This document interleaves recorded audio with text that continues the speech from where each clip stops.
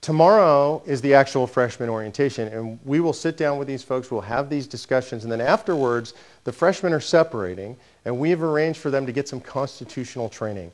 They need to know how to govern according to the Constitution. It's not enough to say that you're going to go and you're going to act on principle and you understand the Tea Party values. You actually have to understand what that means in accordance with the power to govern.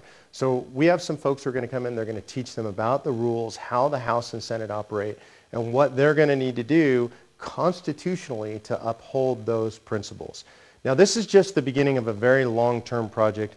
We call it our Congressional Accountability Project. And the point is, it's our responsibility, as I talked about earlier, to hold these people accountable over the long term. And when I say long term, I mean really long term. I'm talking 40 years minimum. And the Tea Party Patriots has a 40-year plan. And the reason that we've chosen 40 years is that's 10 presidential electoral cycles. So 10 times 4 years, that's 40 years. You know, it took us a long time to get to this point in our history. Some people would say that the country made a very sharp left turn during FDR's administration. I think personally it goes all the way back to Woodrow Wilson in the early 1900s. We're not going to be able to turn that around because we won an election on November 2nd. And frankly, we're not going to be able to fix it in 2012. It's going to take us a long time. And this plan really has 4 major lanes. The first lane of this plan is educational.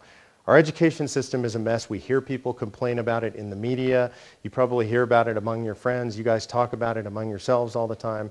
It's going to take us a long time to fix that. My children are 11 and 15 now, and kids their age need to grow up and to be educated as radical conservatives. Right now we have radical liberals running the administration, and they've been running Congress for the last couple of years.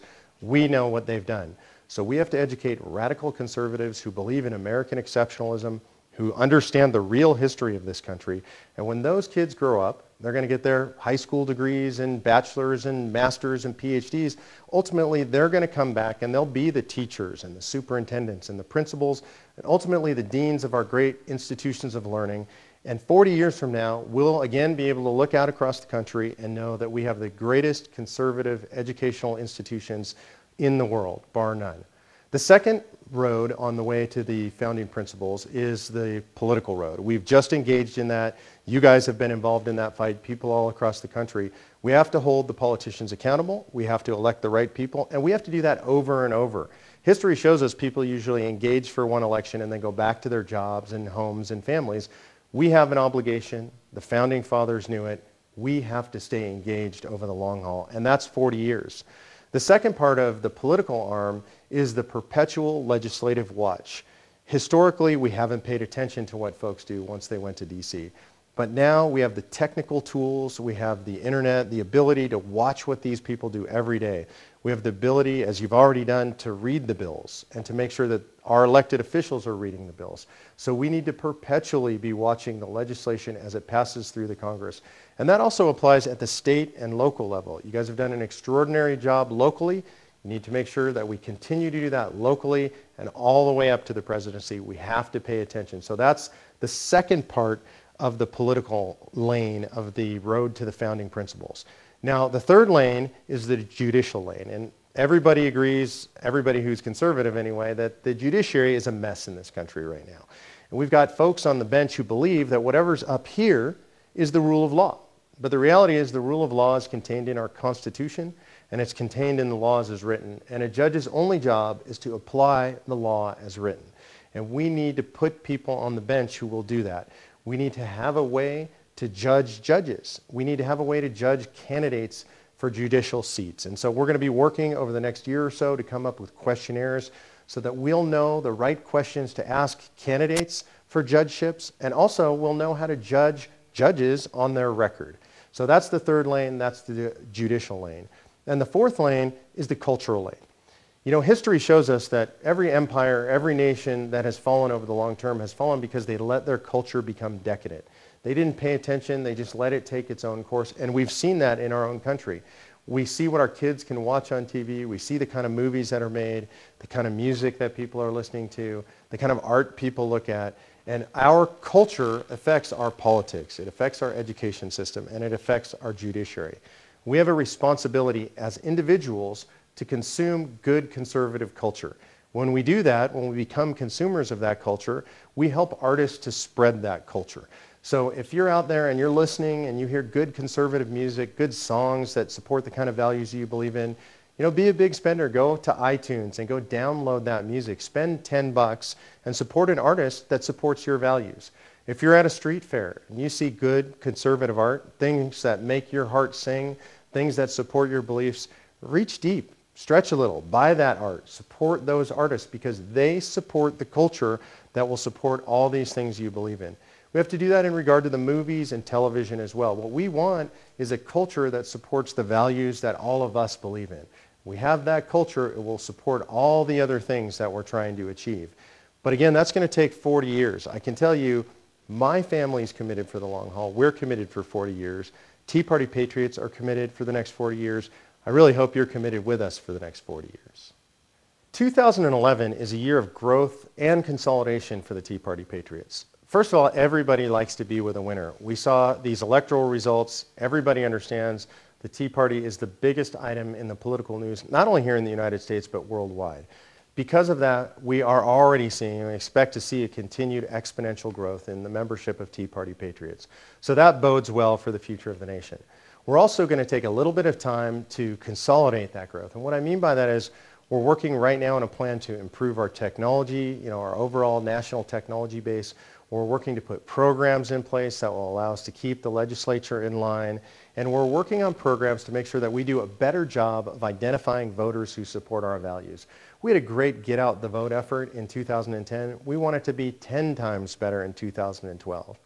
Now I know also a lot of you are concerned about voter fraud. Fraud both at the polls and in the registration system. We're working with a team of top lawyers from around the United States. We're putting together a fraud prevention program. We actually had a team of 8 lawyers in Washington, D.C. on election night, another dozen around the country who were there on a live helpline to help anybody who saw election fraud, but that was just a start. We had over 1,200 poll watchers around the country as well. But for 2012, and we're going to build this during 2011, we're looking for over 500,000 poll watchers to be on the ground all over the country. We're looking for a team of 100+ lawyers around the country who are ready to respond. And we're going to be spending the next couple of years, with your help, going around and cleaning up the voter rolls. It's not enough to get out the vote. We have to make sure that that vote isn't stolen by fraud. We know that as we build out these systems in 2011, it's going to help us in 2012 with an even bigger sweep than we saw in 2010. Now in 2012, we're going to have all these programs in place, and our job is to finish the change we started. We saw an extraordinary change already in the House of Representatives, and what many people don't realize is it looks even better for us in the Senate in 2012. The number of Democratic seats that are up in 2012 compared to Republican seats is 2 to 1. Literally 2/3 of the seats that are up are Democratic seats. Now, that bodes well for governance in between because Democrats are going to be forced towards Tea Party principles if they hope to be reelected in 2012. And if they don't, we'll simply sweep them out in 2012, and we expect to see a majority in the Senate, a majority in the House of Representatives, and a president that all support Tea Party Patriots' values. As we move forward, probably the most important thing I can tell you is to stay engaged. It's your responsibility, each individual's responsibility to stay engaged. You can't count on the leadership of the local Tea Party. You can't count on some state coordinator. You can't count on the Tea Party Patriots as a national organization to do the hard work necessary to keep our government accountable and to continue this historic change. It's really up to you as an individual. And that means you need to continue to call your elected officials, to email them, to handwrite letters, to fax them, for a couple of things. One is you want to congratulate those who won. Let them know that you're on their side, that you support them if they do the right thing.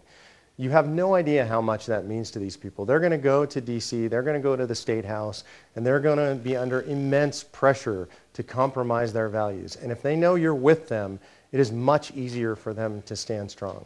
They also need to know that you're going to hold them accountable if they don't.